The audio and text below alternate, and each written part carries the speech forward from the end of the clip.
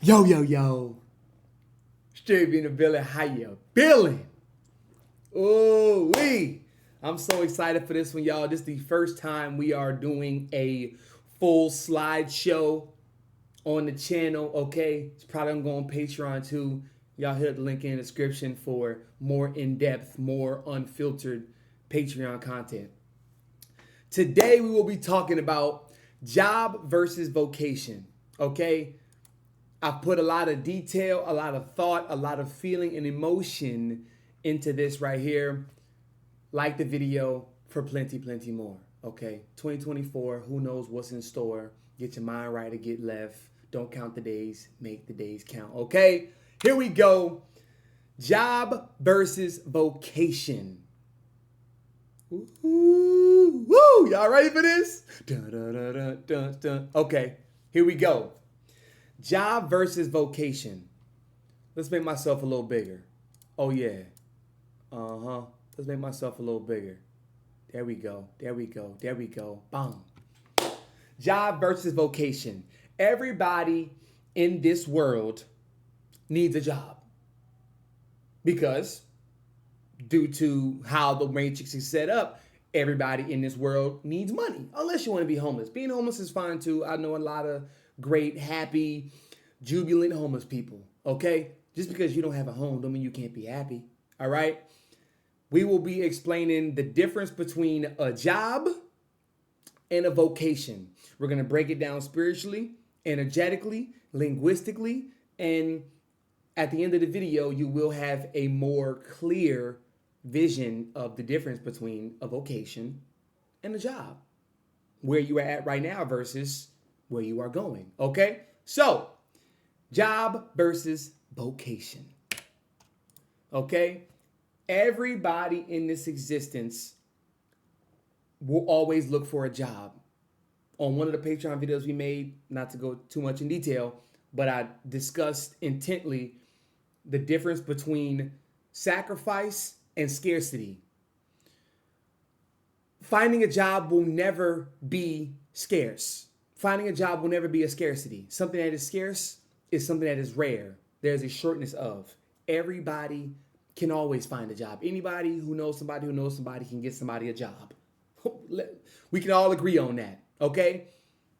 Now, what is a job? A job is a paid position of regular employment. I didn't make this up. You can do all your own research.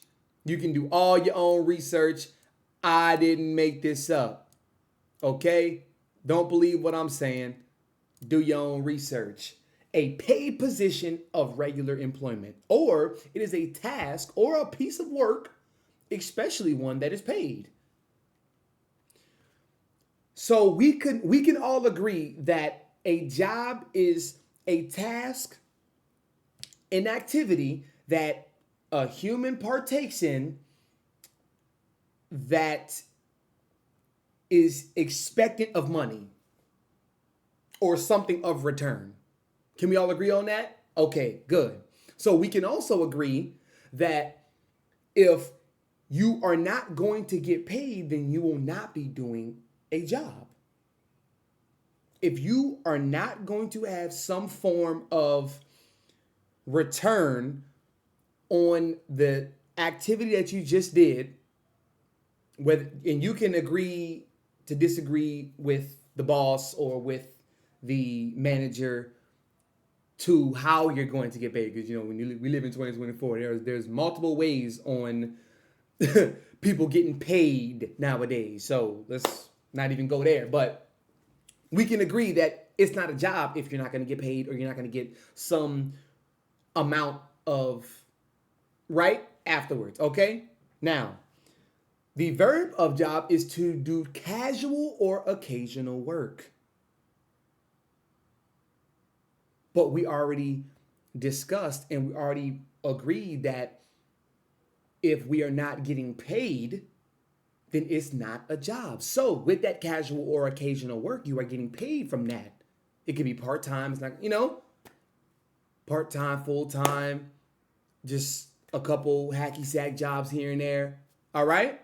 But remember, job. This is what this is.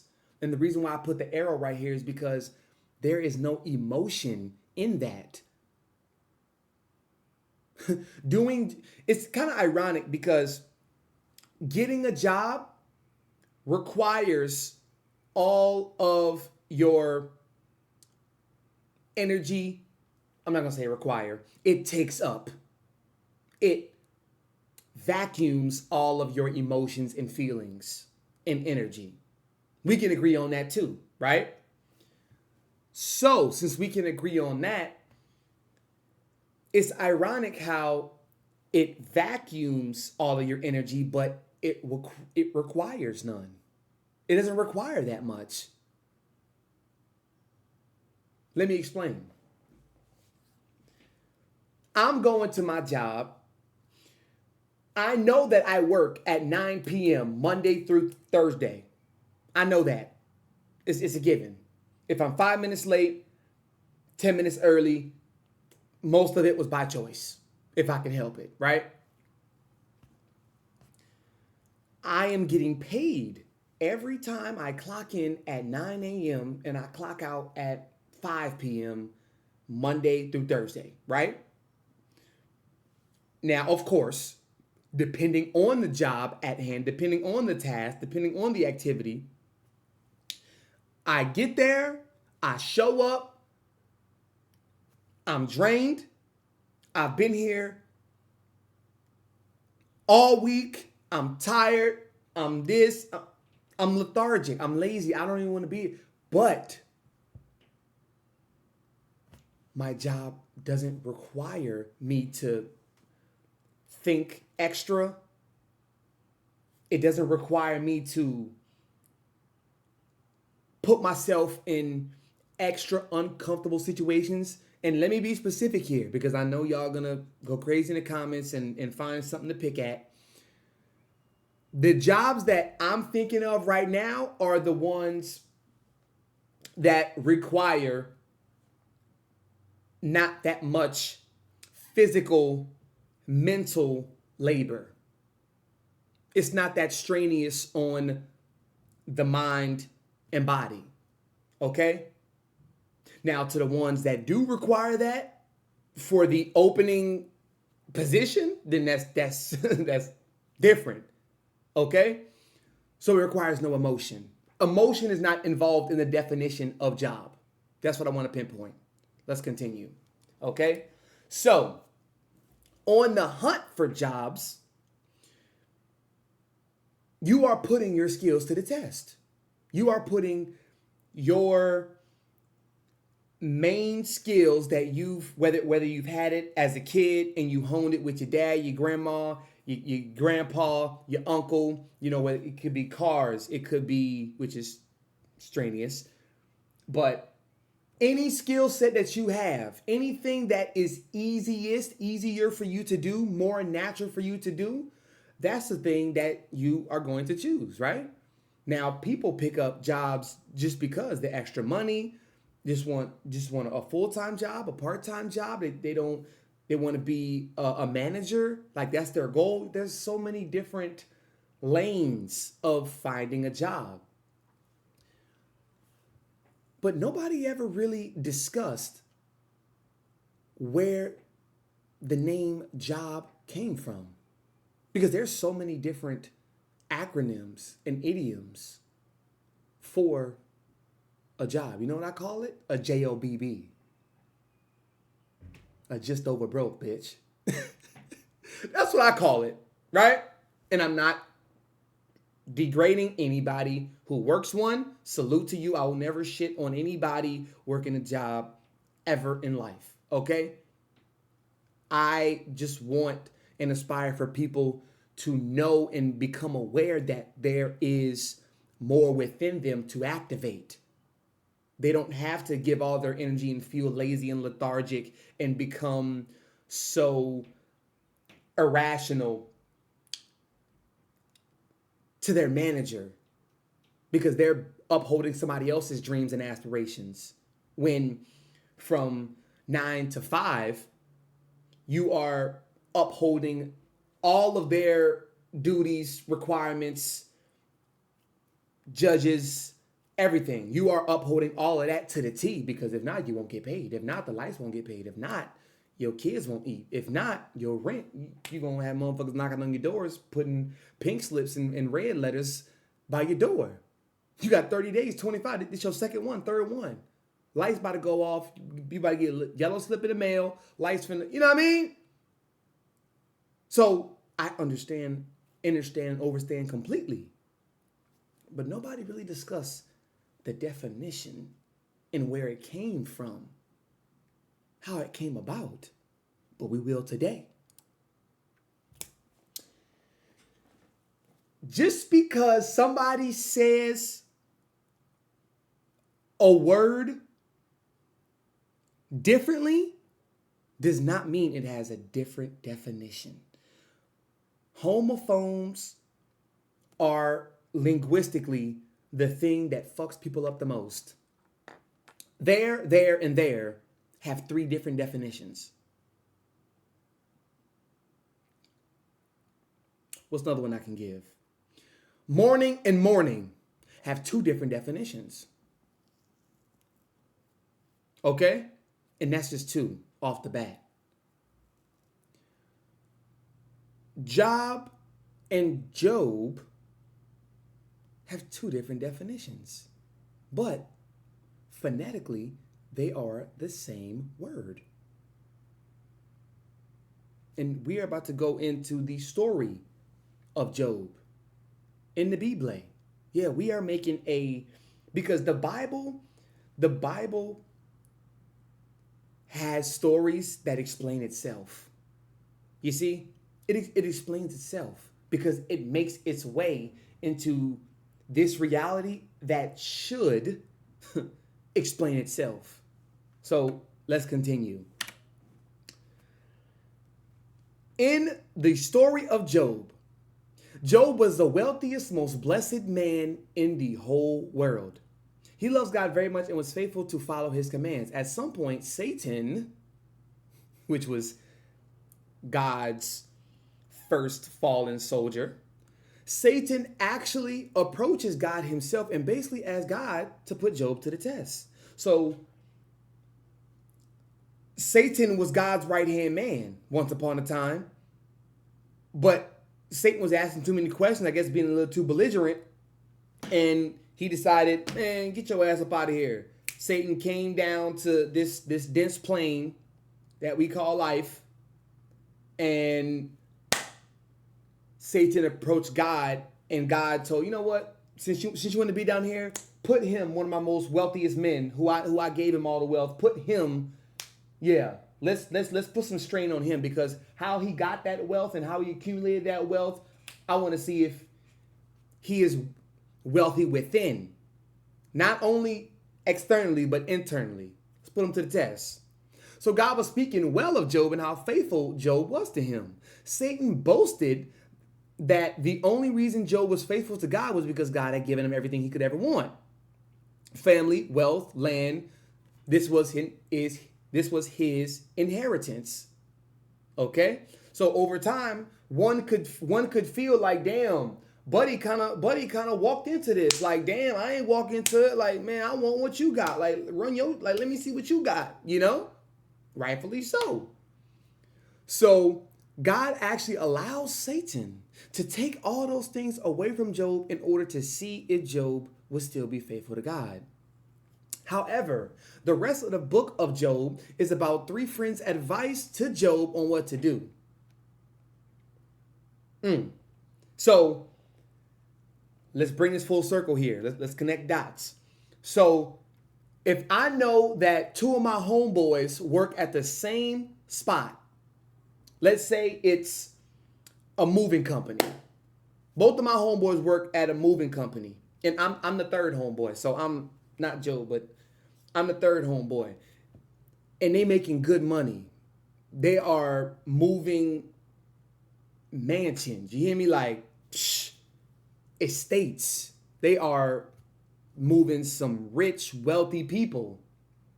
JB, we getting paid good, man. We eating good, man. Man, these people loving us.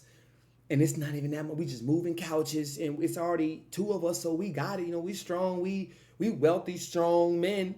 So it's an easy job, JB. You got to get with this, bro. So let's see what happens. And their advice goes on for a long time. And the friends keep telling me that. Most of it is bad advice, quote unquote. This is why you need to read the whole book of Job to get the real message and not just a verse from it, of course. Job finally gives in and begins to curse God and becomes increasingly angry with him for ever allowing Job, a righteous man, to suffer like that. So then Job begins to get greedy. Not per se greedy with the material things, but greedy with the position. So if the two homeboys telling me, JB, you got to get with this move, bro. It's not even that many hours we putting in. We getting paid like $30 an hour for moving these mansions, dog. Flat screen TVs, bro, it's lit. These rich people giving us shoes and shit. Whole time I'm thinking to my head, man, I already got shoes. I already got flat screen TV. I lived in 2 mansions 3 years ago. Okay? I got all these things. That's beneath me. In my mind. I may not say it out loud to my homeboys, but in my mind, I'm thinking it, right? You have homeboys who have thought this, or maybe you have thought this way about certain positions and certain operations, right? Like you are too good for the job. You're too equipped. We're going to see about that. So ultimately, God does not answer why he allowed Job to suffer. It was just a random test that God wanted to put to Job. God tells Job that God is God and Job is not God. Stay in your place. Get in your position. Stay in your place, get in your position. And that Job look, see? Job could never understand God's ways and his reasons for doing things. Heard that, right? Just know you don't have the template. You don't have the blueprint. The same way you got it is the same way it can be taken away from you. Watch the hand. Watch the hands and the mouth. Everybody coming to get a plate from one of the most wealthiest, blessed men in the world. Might want to watch yourself, okay? So Job finally repents and decides to trust God even while he's suffering. Because of his trust, God blesses Job way more than he was blessed at the beginning of the book. God restores Job's wealth, family, land, and blesses him for his faith in God. Job is a story about trusting God even in your suffering. God knows the pain we go through, and he never leaves us there forever. He is ready to rescue us when we trust him, yes, even when it's hard to trust him. Never bite the hand that feeds you. Be grateful. Those who know how to be grateful are full of greatness. And it's not about necessarily being humble, because we could do a whole lecture on just the word humble itself, having a low estimation of oneself. In order to uphold that position, especially as a man. No humbleness here. I know how to operate humility. I know how to equip humility. But with this position, it's going to come friends, homeboys who are going to tell you about all these different things, knowing damn well this is not what I'm called to do. You may have worked 100 jobs. You are moving further and further away from getting to that 101st job. And they are people that's going to lure you in to getting another job. You see? But key word, that's not where my feelings are at. That's not where my emotions are in line with. Think, see, feel. All of it is connected. What I think will transfer into what I see. What I see will transfer into what I feel. And what I feel is a magnet that is vibrating those things towards me. Okay? Let's continue. Remember, job versus vocation.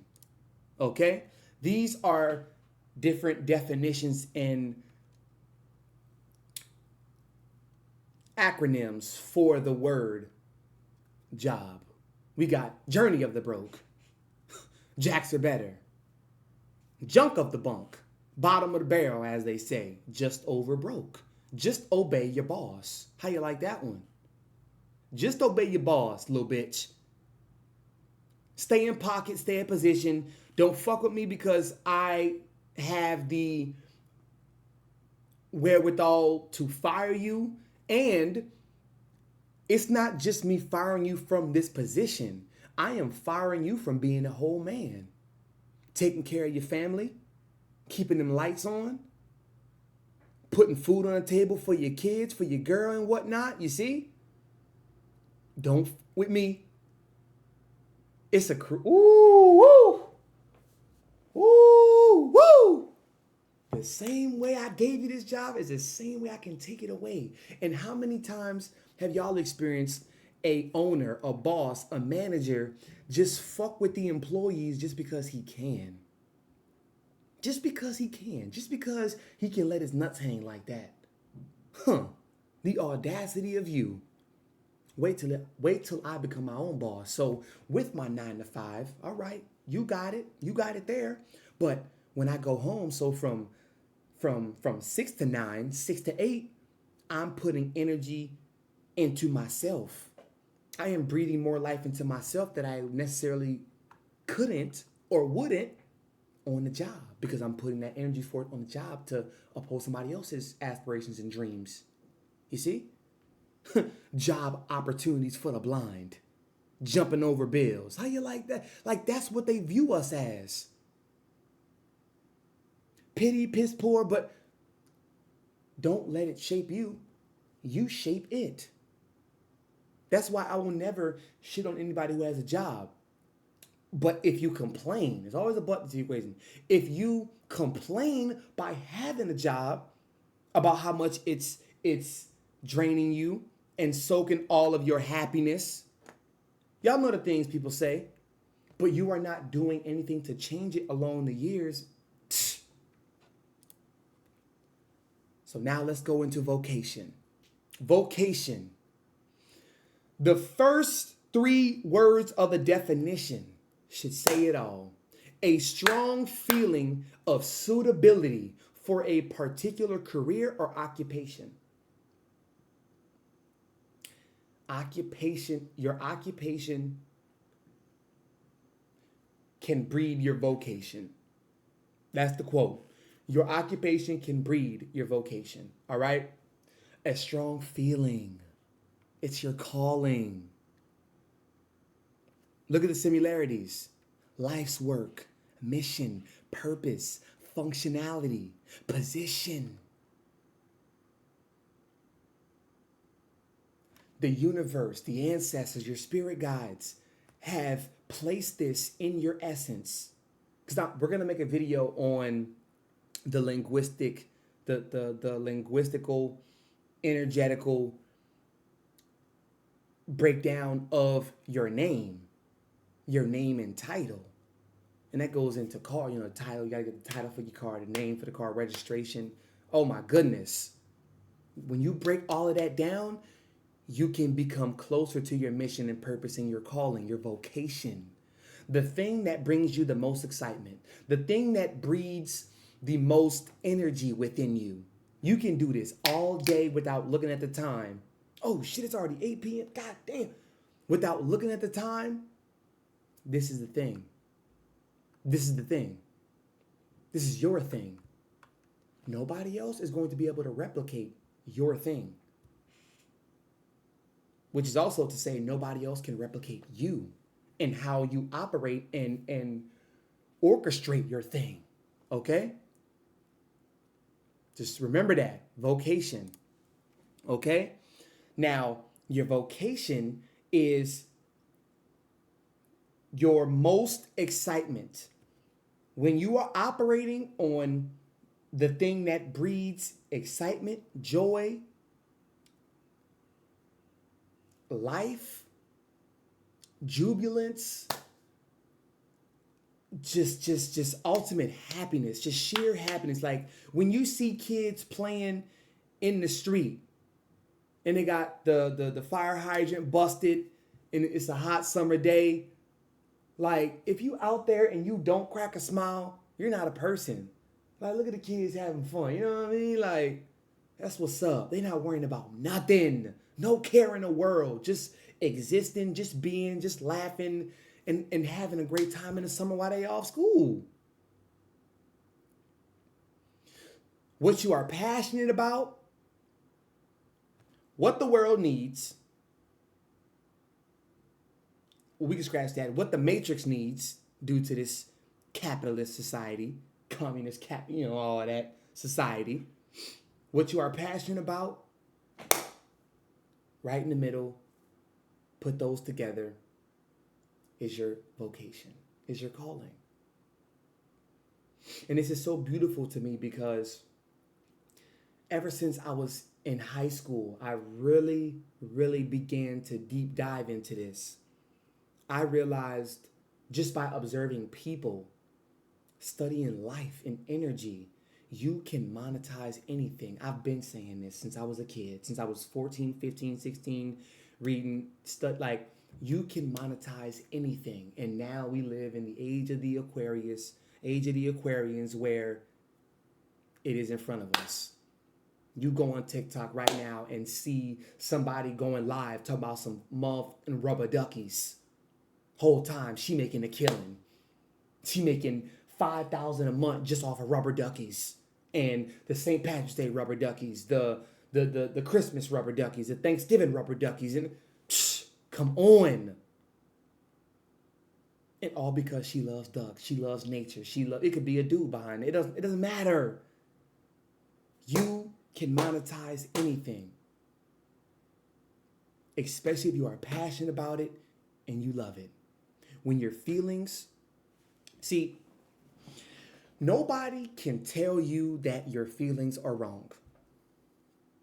When you are intuitively tapped in, spiritually tapped in, let's draw the analogy of you being in love, right? You being is ironic because the bubble, right? But you are being in the energy cycle of love, okay? When they say you are in love, this person could be a badass in school. This person could be a drug dealer. This person could be the worst of the worst. But to that girl, she is in love with him. The way that he has and is making her feel on a day-to-day basis, the things that he does for her, and how passionate and ready that he is for her, that makes her in love. She begins to be in love with him. Her mama, her friends, her girlfriends, her cousins, teachers, counselors, police officers. He can get locked up. Police officers, the court system can tell this girl, you need to stop being in love with him. He is a bad influence on you. And she don't care about none of that. Why? Because her feelings, her emotions are tapped in. Now, she could be wrong. She could be wrong. You can be wrong with your emotions and feelings, but I'm going to the righteous perspective here. When you are righteous in your feelings and your heart is in the most righteous place, your intention, you are setting your intentions on the most righteous attention. That's what I'm talking about here. Nobody can tell you that you're wrong. Nobody can tell you that you're wrong. You are crazy, you are wild, you are outlandish, you stupid until it is done. Until the activity, until the deed is put forth for everybody to see. Crazy. You said you were going to be the youngest filmmaker in the world. Let's say you're 16 and you make a great film, okay? You don't really put it on social media. You don't plaster it nowhere. You don't share it with your friends, with your family, Instagram, none of that.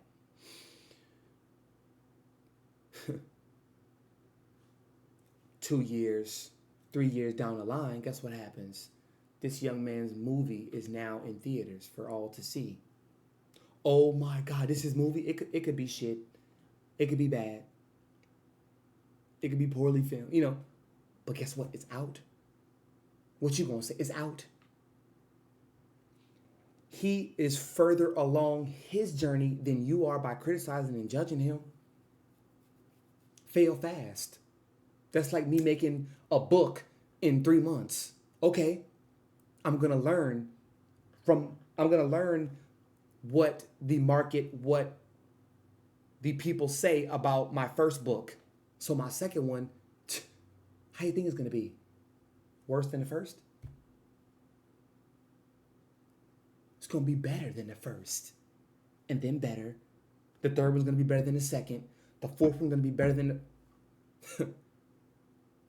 And that's your calling. Once you operate with that, the world is yours. The world is yours. Shout out to Nas. The world is yours.